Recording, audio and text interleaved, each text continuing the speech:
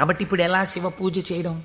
ఆయన ఏమించుకున్నాడంటే మార్గం, శివార్చన చేయని వాడిలా పైకి కనపడాలి, లోపల శివార్చన చేస్తున్న కోరికకి తీరాలి.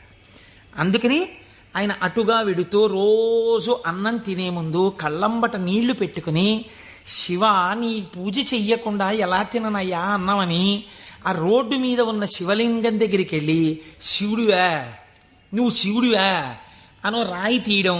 ఇంత పెద్ద చామంతి పువ్వు నా చేత్తో పట్టుకున్నాను అనుకుని శివట నిలబడేసేవాడు. లోపల చామంతి పువ్వు వేశాను, శివుడివా అని మళ్ళీ ఇలా తీయడం, శివ అని మళ్ళీ ఇలా ఓ రాయేయడం. ఇంత బొడ్డు మల్లె వేశాను.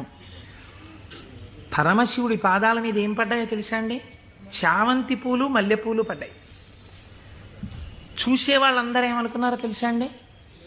వీడ్రా అసలు నిజంగా మన మాట వింటున్నవాడు